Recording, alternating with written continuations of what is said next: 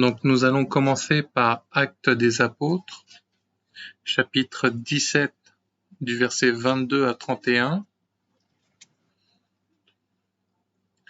Et le thème d'aujourd'hui est l'identité de Dieu. Donc l'identité de Dieu. 17 de 22 à 31.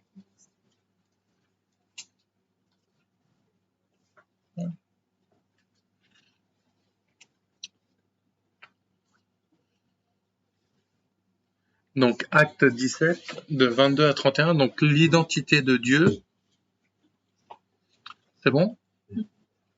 Ok, alors, Paul, debout au milieu de l'aréopage, dit « Hommes athéniens, je vous trouve à tout égard extrêmement religieux, car en parcourant votre ville et en considérant les objets de votre dévotion, j'ai même découvert un autel avec cette inscription « À un Dieu inconnu ». À un Dieu inconnu. Ce que vous verrez sans le connaître, c'est ce que je vous annonce. Le Dieu qui a fait le monde et tout ce qui s'y trouve, étant le Seigneur du ciel et de la terre, n'habite point dans des temples faits de mains d'hommes, il n'est point servi par des mains humaines, comme s'il avait besoin de quoi que ce soit, lui qui donne à tous la vie, la respiration et toutes choses, il a fait que tous les hommes sortis d'un seul sang, habitassent sur toute la surface de la terre, ayant déterminé la durée des temps et les bornes de leur demeure.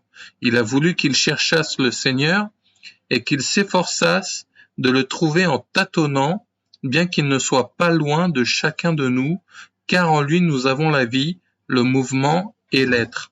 C'est ce qu'ont dit aussi quelques-uns de vos poètes, de lui nous sommes la race. Ainsi donc, étant la race de Dieu, nous ne devons pas croire que la divinité soit semblable à de l'or, à de l'argent ou à de la pierre, sculptée par l'art et l'industrie de l'homme. Dieu, sans tenir compte des temps d'ignorance, annonce maintenant à tous les hommes en tout lieu qu'ils aient à se repentir, parce qu'il a fixé un jour où il jugera le monde selon la justice par l'homme qu'il a désigné, ce dont il a donné à tous une preuve certaine en le ressuscitant des morts. Amen. Bon, bien sûr, hein, l'homme ressuscité des morts, c'est Jésus. Et qu'est-ce que l'identité de Dieu? Bien souvent, on ne sait pas à qui on parle. On ne sait pas comment on parle, ni quoi parler avec cette personne. Et c'est ça qui est problématique dans notre vie avec Dieu, c'est qu'on ne connaît pas notre Dieu en fait. Peut-être tu connais Dieu, alors tu le vois saint, tu le vois grand, tu le vois miséricordieux, tu dis que c'est le créateur de la terre, mais bien souvent, quand on voit là le début du passage, à un Dieu inconnu.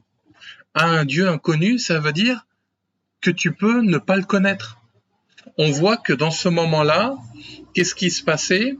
Il y avait le fait qu'on nous dit que les Athéniens, donc le peuple de Grèce, avaient beaucoup de statues, beaucoup de choses représentant des dieux, et ils savaient tellement pas quel dieu pouvait exister, qu'ils ont même fait une statue, un petit, je sais pas comment on peut dire ça, en gros un mini temple, un mini quelque chose, pour dire en gros un dieu inconnu. Pourtant, si on prend leur exemple, ils avaient un dieu pour tout, pour chaque chose. C'est quand même étonnant de se dire qu'il y aurait un Dieu inconnu. Et c'est pour ça que, comme il précise au tout début aussi, il dit « Je vous ai trouvé extrêmement religieux ». Pas juste un petit peu, pas religieux ou né, pas quelques tendances, extrêmement religieux. Le fait que tu connaisses pas l'identité de Dieu, de ton Dieu, peut te rendre soit extrêmement religieux, soit tout simplement pas le connaître. Et c'est ça qui va faire toute la différence. Aujourd'hui, beaucoup parlent de Dieu, mais ils ne savent même pas qui est ce Dieu. Certains vont dire, oui, c'est Dieu le Père, le Fils, le Saint-Esprit, oui, c'est la divinité de Jésus, oui, Dieu, il est grand, Dieu, il est comme ci, Dieu, il est comme ça, Dieu est miséricordieux, Dieu, il fait telle chose, Dieu a créé la terre, Dieu fait des miracles. Mais si tu lui demandes, mais c'est quoi son identité? Les gens vont pas forcément comprendre. Les gens vont pas forcément savoir. Parce que, prends ton exemple. Si tu regardes ta carte d'identité, prenons cet exemple. Il y a ton nom, voire tes prénoms. Certaines cartes, on verra un prénom ou 4 prénoms. On voit ta taille, la couleur de tes yeux, ton adresse actuelle, ton adresse où tu es né, le département, et on sait que en plus cette carte elle est identique et il y a même ta signature dessus. Donc on sait que si on veut vérifier ton identité, on pourra savoir ton nom, ton prénom, ton adresse, ta couleur des yeux, ta taille aussi, il y a dessus, pour qu'on puisse t'identifier. Mais comment toi, tu connais la carte d'identité de Dieu? Et c'est ça que Paul est en train de leur dire, vous connaissez pas Dieu. Vous ne connaissez pas, vous êtes en train de croire que c'est fabriqué par des mains d'hommes, vous croyez que Dieu, il a besoin de notre aide, vous croyez que des fois ça ressemble à de l'or, de l'argent, peut-être à des statues, peut-être à des choses. Et oui, des fois on donne plein de choses à Dieu, mais qui n'est pas forcément comme Dieu veut. Et c'est ça le problème. Tu vois, des fois il y a des gens, ils pensent que Dieu n'est qu'un père fouettard qui va les juger. Dieu n'est que le méchant, entre guillemets, qui est là pour nous jeter dans le feu. Ou alors, il y en a, ils pensent que Dieu, s'il existait vraiment, il ferait pas de guerre, il ferait pas mourir des enfants, il ferait pas plein de choses. Mais parce que les gens ne connaissent pas son identité. Quand des fois tu parles à quelqu'un qui ne connaît pas Dieu et qui dit oui, mais pourquoi Dieu fait mourir des enfants? Parce que Dieu donne le libre arbitre. Le libre arbitre, c'est te laisser le choix de faire du mal ou pas. Mais si tu connaissais un tout petit peu l'identité de Dieu, tu saurais qu'il veut pas que les gens meurent. Tu saurais qu'il ne veut pas que les gens se perdent, comme dit la parole. Dieu n'a pas envie que tu aies du mal. Déjà de base, il a créé un monde parfait, avec des animaux parfaits, avec un homme et une femme parfaits, mais c'est eux qui ont décidé de s'éloigner de lui. Et nous, parce qu'on ne connaît pas son identité, on aime bien l'accuser, on aime bien lui dire c'est mal, c'est mauvais, c'est comme ci, c'est comme ça, alors qu'en fait c'est le diable qui fait ce rôle-là. Et c'est pour ça que souvent, tu vas peut-être me dire oui, moi je connais l'identité de Dieu, Dieu est bon, Dieu est amour, Dieu est miséricordieux, Dieu est grand, Dieu est puissant. Mais est-ce que même tu sais qu'est-ce que l'amour de Dieu? Est-ce que tu sais c'est quoi la puissance de Dieu? Est-ce que tu sais c'est quoi la miséricorde de Dieu? Des fois, tu es là, tu peux être très fort ou forte à avoir de la foi, mais dès qu'il s'agit de se dire Dieu pourvoira à mes besoins, là tu commences à dire non, je pense que je fais pas assez, je pense que oui, Dieu m'aime, mais il a besoin d'aimer plus les autres que moi, parce que tu ne connais pas l'amour qu'il a réellement pour toi, tu peux ne pas te rendre compte de son identité. Tu peux ne pas savoir réellement quelle est l'identité. Tu sais, notre carte d'identité nous dit notre taille. Dieu nous dit que sa taille à lui, c'est qu'il est grand, immense, que l'univers tient dans sa main. On te dit, les yeux de Dieu sont remplis de feu. Mais maintenant, qu'est-ce que tu fais de ces informations-là? On te dit, l'adresse de Dieu, c'est où? C'est le royaume de Dieu. On te dit que sa naissance, c'est où? C'est lui qui est l'alpha et l'oméga. C'est lui qui est toute chose. Donc maintenant, quand tu as un problème, quand tu as une méditation, ou quand même tout va bien, quelle identité tu vas donner à Dieu? La parole de Dieu dit qu'il règne au milieu de la louange et de l'adoration. Et quelle identité tu lui donnes dans l'adoration? Quelle louange tu lui fais? Mais si tu ne sais pas cette identité-là, tu ne sauras pas. C'est pour ça que Dieu nous dira, cherchez-moi. Celui qui demande trouve, reçoit. Celui qui frappe à la porte, on lui ouvrira. C'est pour ça que Jésus dira, je suis à la porte de ton cœur, je frappe, laisse-moi y entrer. Mais si tu sais pas que dans l'identité de Dieu, il y a de la bonté, il y a le fait qu'il a envie de te sauver, qu'il a envie d'aller vers toi, qu'il a envie de te faire du bien, qu'il a envie de te sauver, tu pourras pas comprendre. Il y a des fois où Tu dis oui, mais Dieu est amour, il n'y aura pas d'épreuve. Mais Dieu, il dit que vous serez éprouvés par le feu. Quand on dit que tu seras éprouvé, tu sais même pas quelle est l'identité de celui qui t'éprouve. Tu peux ne même pas être capable de savoir qui est réellement Dieu. Des fois, on entend ces débats qui disent moi j'ai telle religion, moi j'ai telle chose, moi je suis comme ci, moi je suis comme ça, moi je pense que ci, moi je pense que ça. Mais Dieu aurait plusieurs identités d'un coup. Dieu aurait plusieurs façons d'être. Qu'il ait plusieurs attitudes, pourquoi pas, mais pas plusieurs dieux, parce qu'il dit qu'il est unique. Et c'est ça le problème. Le diable a créé trop de divisions, trop de choses qui fait que voilà, moi je suis un tel, moi je suis ci, moi je préfère être avec un pasteur, je préfère être avec un prêtre, je préfère être dans la France, dans les États-Unis. Et il y a toutes ces divisions-là. Parce qu'on ne connaît plus notre identité. Je sais pas si ça vous est déjà arrivé de voir un film où le personnage principal devient amnésique parce qu'il a eu un accident, parce qu'il s'est passé une catastrophe, et tu vois comment il galère. Tu vois que il connaît plus l'identité. Et là, ça devient toute une histoire, toute une chose.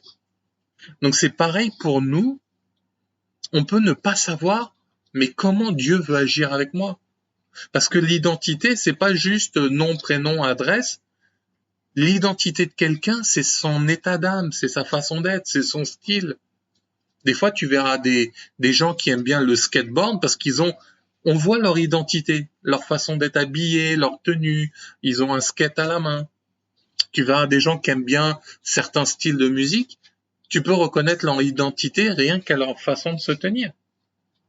Et c'est ça qui fait que, déjà, si toi-même t'as pas ta propre identité, bah, tu comprendras encore moins celle de Dieu. Et c'est ça qui fait que des fois on est séparé de lui. On est séparé de ce qu'il a à nous dire. Moi, je me rappelle des fois des gens qui disaient moi, je pense que Dieu, il m'aime pas. C'est que tu connais pas l'identité de Dieu à ce moment-là. Si tu te dis oui, mais moi, je crois que j'ai fait trop de péchés, Dieu va me mettre forcément en enfer. Est-ce que tu connais l'identité de ce Dieu qui est un rédempteur? Celui qui t'appelle à te repentir, parce qu'il le disait dans le passage. Il nous appelle tous à une repentance, car un jour, il y aura un jugement. Mais c'est pour ça que souvent, même l'identité de ton Dieu, il est faussé parce que tu ne vois que le juge, mais tu vois pas le Père. Ou tu vois que le Père, mais tu vois pas l'époux. Ou tu vois l'époux, mais pas l'esprit. Et en fait, l'identité de connaître quelqu'un, même prenez exemple dans le monde, la première chose que tu fais, bonjour, ça va, moi c'est Florent, et toi c'est quoi, ton prénom? Ah, tu viens d'où? Regardez les exemples que quand on fait connaissance avec nos voisins, nos amis ou des inconnus, même dans les supermarchés, il y a minimum le prénom sur le badge de la caissière ou du caissier. Mais on ne cherche plus à connaître notre identité. Et après, l'identité, elle se résume à je suis chrétien. Moi, je vais à l'église le dimanche. Moi, je prie. Moi, je jeûne. Moi, je médite. Mais pourquoi faire? Bah, parce que c'est bien. Parce que Dieu le demande. Mais c'est qui ce Dieu qui te le demande? Bah, c'est Dieu. Oui, mais pourquoi? Bah, c'est Jésus. Oui, mais pourquoi? On ne cherche plus l'identité de Dieu. On ne cherche plus à savoir, est-ce que mon Dieu est content de moi en ce moment? Est-ce qu'il est fâché? Est-ce que je fais bien? Est-ce que je ne fais pas bien? Parce que Dieu, on lui donne plusieurs noms. Yahweh, Adonai, El Shaddai, le Dieu Tout-Puissant, l'Éternel des armées, Dieu qui pourvoit, Dieu qui guérit, Dieu qui sauve. Donc c'est tout ça qui fait que même dans ces noms que des fois tu peux voir dans la parole de Dieu, tu sais pas réellement. Des fois, tu peux être malade et tu te dis, est-ce que Dieu peut me sauver? Est-ce que Dieu peut me guérir? Moi, j'ai déjà entendu des gens dire, ma maladie, c'est mon épreuve pour briser mon orgueil et des choses comme ça. Mais est-ce que tu sais que c'est réellement ça que Dieu veut éventuellement pour toi? Est-ce que tu crois que c'est vraiment son identité? Lui qui dit que toute maladie est guérie par le nom de Jésus, lui qui dit que par ses meurtrissures, nous sommes guéris, lui qui guérissait beaucoup de gens et qui ressuscitait des morts? Est-ce que tu cherches à comprendre comment son esprit fonctionne? Est-ce que tu cherches à comprendre comment faire les choses? Et c'est ça qui va faire que l'identité de Dieu va changer beaucoup de choses dans ta vie. Pas juste pour dire je connais le prénom de Dieu, pas juste pour dire je sais sa taille, je sais la couleur de ses yeux, mais ça sera pour toi-même comprendre ta relation avec Dieu. Parce que ça se trouve, moi une fois je disais à quelqu'un, tiens, t'as pensé à demander à Dieu comment choisir telle chose à manger? Il me disait, ah bon, Dieu peut se préoccuper de ces petits détails-là? Des gens pensent par exemple que Dieu ne s'intéresse pas à, par exemple, ce que tu as envie de manger, à ce que tu as envie de t'habiller. Il y a des gens qui pensent que Dieu est tellement haut, puissant, haut perché sur son trône, que ta petite vie, ok, t'es sauvé, mais Dieu doit pas s'intéresser à ce que je vais faire aujourd'hui. Mais au contraire, on est là, oui, Dieu il veut qu'on prie, Dieu il veut qu'on jeûne, Dieu il veut qu'on avance, Dieu il veut qu'on aille évangéliser. Mais tu sais même pas si oui ou non il le veut pour toi à ce moment-là. Tu te poses même pas la question, est-ce que mon Dieu a envie que je grandisse d'abord avec lui et ensuite il m'envoie faire des choses? Quand les hommes et les êtres humains disent il faut faire ça, est-ce que c'est en accord avec l'identité de Dieu?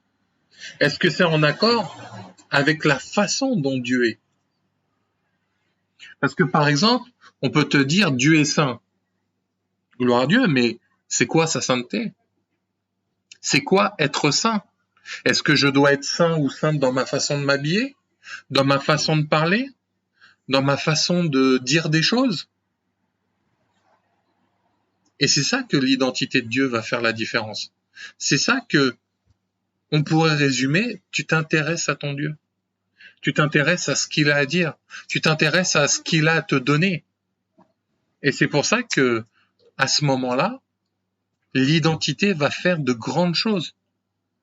Parce que tu sauras que tu fais une erreur, tu fais quelque chose, ton Dieu est prêt à te pardonner, mais Dieu sera aussi prêt à te corriger, Dieu sera aussi prêt à t'enseigner, et c'est là où tu vas voir réellement ton Dieu.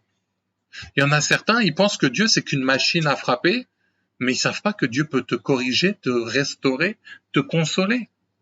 Si on te dit Dieu est prêt à t'aimer et à te changer, il y en a, ils vont dire, mais non, mais moi, ça fait 20 ans que je fais cette bêtise, 20 ans que je suis comme ça. Certains diront, mais moi, je suis né malade, c'est une maladie de génération en génération, dans toute ma famille, on l'a eu. Mais est-ce que tu es prêt à croire que l'identité de Dieu peut changer ça? Est-ce que tu es prêt à croire que, par exemple, la parole de Dieu dit, tout ce qui est impossible aux hommes est possible à Dieu? Ça, c'est son identité. Savoir qu'est-ce qu'il est capable de faire ou de ne pas faire. Peut-être tu désespères dans ton mariage, peut-être tu désespères d'un jour te marier, mais est-ce que tu sais l'identité de Dieu par rapport à ça? Même par exemple, il y a un grand débat qui se fait dans le monde chrétien, est-ce que c'est Dieu qui choisit le mari ou la femme, ou est-ce que c'est toi qui choisis et Dieu te dit pourquoi pas? Mais si tu savais l'identité de Dieu et que tu le cherches, lui, et pas ce que des hommes de Dieu ou des femmes de Dieu peuvent dire, à ce moment-là, tu comprendras ce que lui pense. Regarde tous les débats qui existent sur Terre, il y aura vraiment le fait que met l'identité de Dieu avant cela. On dit oui, les dîmes ça se fait plus, oui les dîmes ça se fait, mais personne ne cherche à comprendre qu'est-ce que Dieu dit lui. Après on va te mettre verset 1, verset 2, verset 3, on va te dire exhortation 1, prédication 2, mais plus personne cherche à dire ok Dieu, t'as ton identité, t'as une idée personnelle, t'as une conception personnelle, t'as une façon de voir personnelle, t'as une façon d'interpréter les choses personnellement, mais personne ne va lui poser la question. Tout le monde dit il faut faire ci, il faut faire ça, mais personne ne cherche à savoir, et toi Dieu, qu'est-ce que t'en penses? Qu'est-ce que ton identité divine en dit? Et c'est là où on va se retrouver à avancer vers les problèmes. C'est là où le diable va venir s'amuser à mettre des divisions et à mettre des bagarres et des choses inutiles. Plus personne ne cherchera à voir quelle est la part de Dieu, ou est-ce que c'est l'identité de Dieu qui nous parle? Est-ce que c'était bien son Saint-Esprit, ou est-ce que ce n'est pas lui? Est-ce que c'est un esprit comment dire, d'hérésie, ou si c'est autre chose? En plus, il suffit que 10 personnes soient en accord avec une bêtise, et si une seule personne a écouté l'identité de Dieu, et ben à ce moment, on dit qu'il est fou, qu'elle est folle, qu'il est hors sujet, parce que c'est tous des moutons. Et parce qu'on ne cherche pas à savoir quelle est l'identité de Dieu, quelle est la volonté de Dieu, quelle est la façon de faire de Dieu, on se retrouve à côté de la plaque et on va nulle part. Aujourd'hui, on cherche le lieu, on cherche la façon, on cherche le style, on cherche... J'aime bien sa façon de parler à ce prédicateur, j'aime bien son costard, j'aime bien cette robe, j'aime bien ci, j'aime bien ça, mais on ne cherche plus l'identité de Dieu. Aujourd'hui, on s'arrête à l'identité de celui qui est au micro, de celui qui apporte le message, mais on cherche plus trop l'identité de qui il parle. Quand tu as un commercial qui vient te vendre un produit, il se vend pas lui, il vend le produit qu'il vient vendre. Et Dieu n'est pas à vendre, mais c'est une façon de dire, intéresse-toi au principal intéressé. Et c'est ça qui fera l'identité de Dieu. Et les gens, comme disait Paul, ce n'est plus moi qui vis, mais Christ qui vit en moi. L'identité de Christ vivait en lui. Et on voyait plus trop des fois la façon d'être de Paul, mais on aurait pu dire c'est un Christ. D'ailleurs, le mot chrétien vient du mot Christos, qui veut dire un petit Christ ou semblable à Christ. Mais aujourd'hui, c'est quoi ton identité? Chrétien d'une telle religion? Chrétien de France, d'Afrique, d'États-Unis, de Chine? Non. La parole de Dieu dit dans Psaume 119, vous êtes étrangers sur terre. Donc déjà, ça nous montre une identité céleste, une identité qui vient du ciel. Mais nous, on veut humaniser des choses. Oui, Dieu s'est humanisé en Jésus, mais il a su garder le 100% céleste. Il a su garder le 100% Dieu. Il a gardé son identité. Jésus dira, Satan n'a rien en moi. Pourtant, la parole de Dieu dira, il a été tenté en toutes choses.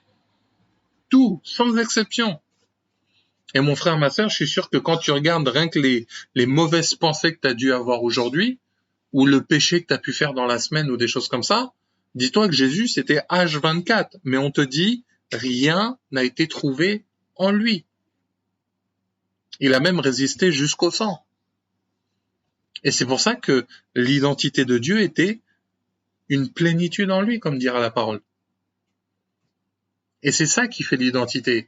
D'ailleurs, sache que quand Dieu te dit sanctifie-toi, quand Dieu te dit renouvelle tes pensées, renouvelle ton esprit, il est en train d'effacer ta carte d'identité pour faire la carte d'identité selon le royaume de Dieu. Il est en train d'effacer ce qui était de toi, tout en gardant qui tu es, ton caractère, mais en mettant celui de Dieu à la place. Ça ne veut pas dire que tu deviendras comme un pantin dans les mains de Dieu, mais c'est-à-dire que comme il t'a créé, il va te repositionner selon l'identité divine. Et c'est là où tu vas pouvoir agir, tout en restant le même. Tu ne seras pas un robot formaté, tout le monde pareil, comme dans les films où tu vois 50 robots identiques, même mot, même phrase. Non, Dieu est tellement puissant dans son identité, il est capable de te rendre unique tout en ayant son identité à lui. Et c'est ça qui est important. Et on va voir encore d'autres passages dans la parole. Dans Ésaïe 49, 18. Donc, Ésaïe 49, 18. La parole de Dieu dit « Porte tes yeux alentour et regarde. Tous, ils s'assemblent, ils viennent vers toi. Je suis vivant, dit l'Éternel. Tu les revêtiras tous comme une parure, tu t'en ceindras comme une fiancée. » C'est là où Dieu te dit qu'il est vivant. C'est là où il te dit de regarder autour de toi. C'est là où il te dit que il veut te revêtir comme une parure. C'est là où il veut te changer, te montrer l'identité. Tu vois, c'est Tu verras pas tout le temps dans les versets, on te dira l'Éternel dit, l'Éternel est, l'Éternel fit ou fut ou accomplit ou prophétisa. Mais là, Dieu, il te précise quelque chose. Je suis vivant, dit Éternel. C'est pas le prophète Ésaïe qui est en train de dire Dieu est vivant. Dieu lui-même dit eh oh, je suis vivant. Je suis pas un concept. Je suis pas une façon d'être. Je suis pas une machine à religion. Je suis vivant. Et je veux en plus te revêtir comme une fiancée, être comme un mari pour toi. Donc c'est pour ça que Dieu, son identité, elle est vivante. Elle n'est pas limitée. Elle n'est pas bloquée à des versets. Elle n'est pas bloquée. Et oui, il faut rester dans la parole, mais Dieu, il dit que le Saint-Esprit, il est comme un vent. Tu sais pas d'où il vient, tu sais pas où il repart. Son identité, elle a besoin d'être consultée, elle a besoin d'être enseignée par son Saint-Esprit. Parce qu'il est vivant. Et si tu regardes dans Jérémie 10.10, par exemple, donc Jérémie 10.10, mais l'Éternel est Dieu en vérité. Pose-toi la question, mais pourquoi Dieu il prend le temps de dire je suis éternel et en plus je suis Dieu? Et en plus il dit Dieu en vérité. Il est un Dieu vivant et un roi éternel. Donc si tu te demandais mais c'est quoi l'identité de Dieu? Là, ce passage nous dit que l'Éternel est Dieu. Donc lui-même précise qu'il est Dieu et en vérité.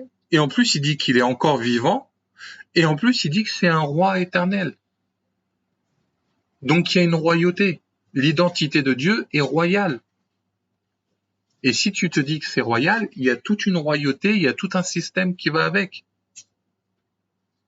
La terre tremble devant sa colère et les nations ne supportent pas sa fureur. Ça montre la grandeur de Dieu, ça montre qu'il y a quelque chose. Tout à l'heure, Acte 17 nous parlait du jugement à venir. Jérémie en parlait déjà quelques siècles auparavant. Et c'est ça qui fait que Dieu, il est vivant, Dieu, il est là. Tu demandes son identité, pose-lui des questions. Si tu sais pas si tu entends bien la voix de Dieu, eh ben cherche à comprendre c'est quoi sa voix. Cherche à comprendre. Aujourd'hui, des fois, tu peux reconnaître ton mari, ta femme, tu peux reconnaître ton cousin, ta mère, ou parce que tu as entendu sa voix. Sa façon de parler, sa façon de s'exprimer. Et c'est pour ça que dans l'identité de Dieu, il faut que tu apprennes à reconnaître comment Dieu est avec toi, comment Dieu peut être avec les autres. Et c'est ça qui est important. Connais l'identité de ton Dieu, peut-être tu aurais voulu que je te donne des précisions, des prénoms, des choses ou je ne sais quoi, mais Dieu a envie que tu le cherches. Peut-être tu vois Dieu comme un grand méchant loup alors que c'est pas vrai. Quel est le concept, l'identité que dans ta tête tu t'es dit Dieu est comme ça?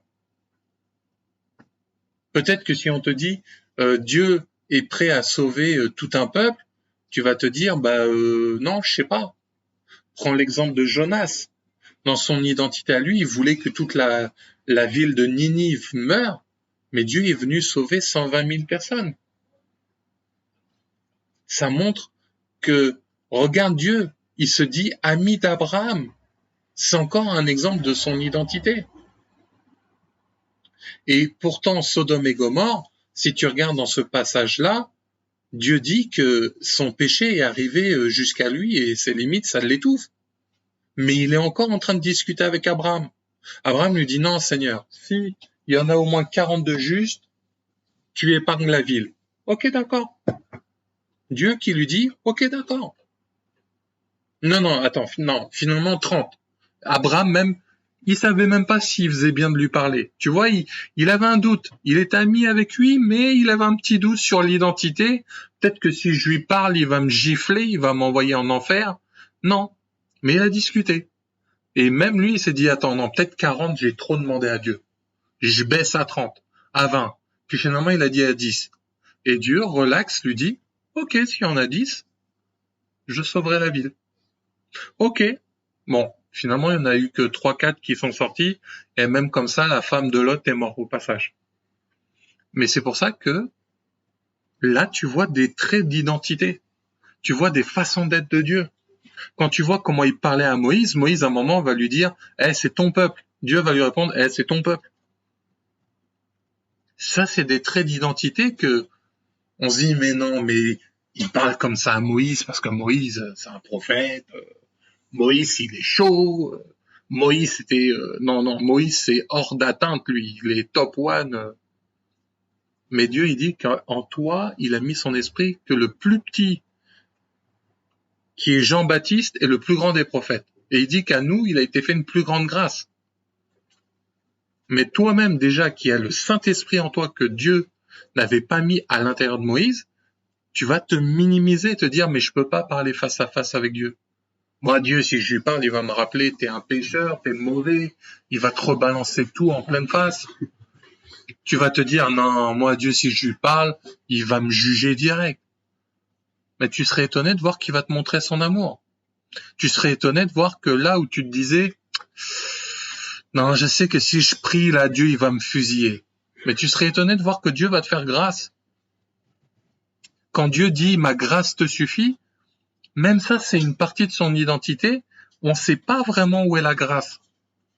On va dire oui, dans les grandes lignes, aujourd'hui, je suis vivant, Dieu m'a fait grâce. Je suis marié, Dieu m'a fait grâce. Mes enfants se portent bien, Dieu m'a fait grâce. Mais tu sais même pas jusqu'où va cette grâce. Tu sais même pas comment est la grâce. Et c'est ça qui va faire la différence. Et c'est ça qu'il faut chercher à comprendre cette grâce. Pas en abuser ni tenter Dieu, mais savoir, mais qui est ce Dieu avec qui tu marches? C'est comme quand tu vas dans une entreprise, tu as envie de savoir le nombre de salariés, le salaire, les avantages, les façons de travailler, les bureaux, les horaires, tout plein de choses. C'est pareil avec Dieu. Quand tu te marieras avec ton mari ou ta femme, tu as envie de savoir qui elle est, comment elle est, qu'est-ce qu'il fait, qu'est-ce qu'il ne fait pas, qu'est-ce qu'il aime, qu'est-ce qu'il n'aime pas. Parce que connaître l'identité de quelqu'un, tu proposeras jamais à quelqu'un qui aime pas le piment, du piment. Et c'est ça qui fait. D'ailleurs, c'est une belle preuve d'amour de s'intéresser à l'identité de quelqu'un d'autre. Des fois, on s'arrête à des trucs. Ah oui, mais c'est un SDF, il sent mauvais, ou on parle pas la même langue, ou il est blanc, il est noir, il est jaune, il est comme ci, il est comme ça. Des fois, on se met juste des barrières très simples pour pas connaître l'identité de l'autre. Mais quand l'amour de Dieu vient, tu vas apprendre l'identité. Tu vas apprendre l'identité de Dieu et comment être avec les autres. Et c'est ça qui fera la grande différence. C'est ça qui fera que même savoir c'est quoi la parole. On te dit que Dieu est la parole de Dieu, mais quelle est l'identité qui se cache dans cette parole? Dieu te dira, la parole est inspirée. Mais est-ce que tu crois en cette identité-là ou pas? Tu sais, la foi, c'est croire dans les choses que tu n'as pas vues, mais c'est croire dans l'identité que Dieu te dit. Si Dieu il dit de toi, tu seras une grande femme, tu seras un grand homme, tu seras comme ci, tu seras comme ça. Ah ben Seigneur, quand je vois ma vie actuelle, on se pose la question. Mais si Dieu a dit, jusqu'où tu crois cette identité-là? Si Dieu te dit, tu seras un grand serviteur, tu seras une grande femme d'entreprise. La parole de Dieu dit que même si la parole tarde à s'accomplir, elle s'accomplira certainement. Mais pourquoi? Parce qu'on met trop souvent en retard ou on n'écoute pas l'identité de Dieu. C'est lui qui nous attend. C'est lui qui doit faire avec ce qu'on lui donne. Parce que souvent, on ne connaît pas son identité. Souvent, on ne connaît pas la présence de Dieu. Souvent, on ne sait pas sa façon d'être. Souvent même, on ne sait pas quand il parle. Et c'est ça le problème. Parce que les chrétiens d'aujourd'hui ont perdu leur identité. Et la seule identité qu'ils ont, elle est corrompue. Tu verras au jour d'aujourd'hui des hommes, des femmes de Dieu qui font le mal. Tu verras des chrétiens qui font le mal. Tu verras des anciens qui font le mal. Tu verras des jeunes nouveau-nés en Christ qui font le mal. Mais à un moment, on ne sait plus qui est quoi, qui est comment. Et c'est le corps de Christ qui en pâtit. Parce que finalement, si on te dit que Christ est la tête, à quel point il est la tête? À quel point il est au-dessus de tout? Aujourd'hui, c'est des guerres de versets, c'est des guerres d'attitudes, mais finalement, quelle est la vraie identité? Et quand on voit la vraie identité de Dieu, on commence à te dire, non, mais toi, tu es dans l'exagération, toi, c'est trop Dieu, toi, c'est trop, c'est parce que tu sais pas l'identité de Dieu. Et c'est pareil, les gens qui ont la même identité en Christ ne savent pas des fois comment se mettre ensemble. Alors que pourtant Dieu dit, soyez entre vous, soyez fraternels, soyez dans l'amour, dans l'intérêt, inquiète-toi pour ton frère, pour ta sœur. C'est ça les parties de l'identité de Dieu. Et nous, on est l'extension de son identité sur terre. Et c'est ça qui est important. Donc maintenant, c'est une prédication qui a pour but de vraiment comprendre l'identité. Ça a l'air simple, mais c'est plus profond qu'on imagine, et ça nécessite qu'on aille vers Dieu. Ça nécessite qu'on cherche à savoir. Si on pouvait résumer l'identité de Dieu, c'est ça serait cool, mais connaître son identité, c'est le travail de toute une vie. Jusqu'à la fin, jusqu'à ce qu'il nous récupère. Parce que c'est pareil, l'identité de Dieu, beaucoup s'arrêtent parce qu'ils ont 4 ans d'église, parce qu'ils servent, parce qu'ils sont dans un choral, parce qu'ils sont prédicateurs, parce qu'ils sont mariés, parce qu'ils sont des enfants, et on se dit, ça y est, c'est bon. Imagine un couple, t'es marié, t'as des enfants, et tu te dis, parce que c'est bon, on a une maison, des enfants, c'est bon, on arrête là, on a accompli. Maintenant, tous les jours, t'es maman, tous les jours, t'es papa, tous les jours, t'es propriétaire, tous les jours, t'es travailleur. Et c'est ça. Si imagine aujourd'hui, tu sais faire un gâteau au chocolat, la pâtisserie s'arrête pas dans ta vie. T'en feras d'autres, des nouveaux, et ça changera. Et c'est ça qui fait que on a besoin vraiment de connaître notre identité. On a besoin vraiment de savoir où est-ce qu'on va. Parce que les 3/4 des choses, Dieu veut nous montrer notre identité. Qu'est-ce que c'est ton appel? C'est quoi tes dons spirituels? Qu'est-ce que Dieu attend de ta vie? Pourquoi te marier à cette personne? Tout ça, c'est de l'identité. Mais nous, bien souvent, on est sans papier. On est là, on va squatter, je sais pas comment dire ça, mais on sait pas, voilà, on connaît pas notre identité. On peut mettre quelque chose en pratique, hein. Si aujourd'hui tu parles quelques mots d'anglais, va en Angleterre, aux États-Unis, et à ce moment-là, tu pourras voir, ok, yes, round, scout. Mais ça veut pas dire que t'es anglais. Mais t'as lâché tout ton anglais. Tu vas en Espagne, tu lâches tout ton espagnol et t'es pas espagnol pour autant. Non. D'ailleurs, si on prend l'exemple du monde, la naturalisation, faut que tu habites dans le pays, faut que tu saches parler la langue un minimum correctement, et il faut que tu aies un travail, etc. Donc c'est pareil avec Dieu. Faut que tu parles le langage de Dieu, faut que tu aies la nature de Dieu, et il faut que tu aies les attitudes de Dieu. Et c'est ça qui changera ta identité. C'est ça qui fera que vraiment tu avances. Et plus tu vas chercher toi personnellement, parce que Dieu peut être d'une façon avec toi, mais Dieu, la même chose, il l'expliquera différemment à ta sœur ou à ton frère. Peut-être ta maman sait prier d'une façon, mais toi, Dieu t'utilisera dans une autre façon dans la prière. Peut-être toi, tu auras des dons que les autres n'ont pas ou que les autres ont, ou même le même don sera utilisé différemment. Donc, je vais clôturer par ça. Il faut aussi que tu gardes ton identité personnelle, j'allais dire, ton identité à toi avec Dieu.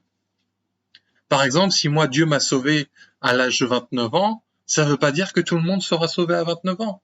Des enfants de 6 ans acceptent Jésus. Des gens de 70 ans acceptent Jésus. Si toi, tu es sauvé à 15 ans, gloire à Dieu. Mais il faudra pas dire aux autres, ah mais non, t'as pas été sauvé à 15 ans, toi t'as une demi-repentance, non toi t'as accepté Jésus en Afrique, t'as plus de repentance qu'un Chinois. Non, c'est pas ça. C'est vraiment Dieu, même si tu acceptes Jésus 5 minutes avant ta mort, ces 5 minutes-là seront spécialement à toi. Et c'est en ça que je dis que c'est une identité personnelle. Et ce que Dieu a fait avec toi, c'est pas parce que Dieu fait passer certains dans des épreuves de pauvreté que toi tu vas les vivre. C'est pas parce que certains mettent 10 ans à se marier ou à avoir des enfants que toi tu l'auras pas au bout d'un mois. Parce que Dieu, il connaît chacun de nos identités. Il sait que si toi, au bout de 4 mois, t'es pas marié, avec le mari ou la femme que Dieu a pourvu, il sait que c'est pas bon pour toi. Mais il sait celui qui pourra attendre plus longtemps. Il sait celui qui peut être chef d'entreprise ou celui qui sera toujours secrétaire. Mais ça n'empêche que chacun aura le Saint-Esprit, chacun aura Dieu, chacun aura été à la même croix avec Jésus. Et c'est ça que bien souvent, en plus, on essaye de formater les chrétiens dans un même moule, mais c'est pas possible. Déjà qu'on est tous uniques, Dieu, il nous donne une identité unique et personnalisée à chacun. Imaginez, c'est comme maintenant dans pas mal de sites internet, tu peux personnaliser des t-shirts, tu peux personnaliser des tasses, etc. Mais même si un t-shirt est un XL, un L, un S, prends la taille que tu veux, tu ne porteras pas de la même façon un M que peut-être ton frère ou ta sœur. Peut-être que toi, tu mettras un S slim alors que lui mettra un S large. Donc c'est pour ça que, pourtant on pourrait dire c'est les mêmes vêtements, mais ça sera pas pareil. Donc c'est pour ça que connais l'identité de Dieu, cherche à la comprendre, et c'est un long travail, je te le dis d'avance, il faudra de la patience. Des fois même, tu auras vécu des épreuves et c'est au bout de 6 mois que tu te diras « Ah ouais, j'avais demandé d'avoir plus de foi, je viens de comprendre mes 6 mois de galère. » Mais ta foi, elle a augmenté. Et en plus, ça se trouve, toi, tu as mis 6 mois là où peut-être quelqu'un mettra que 10 jours.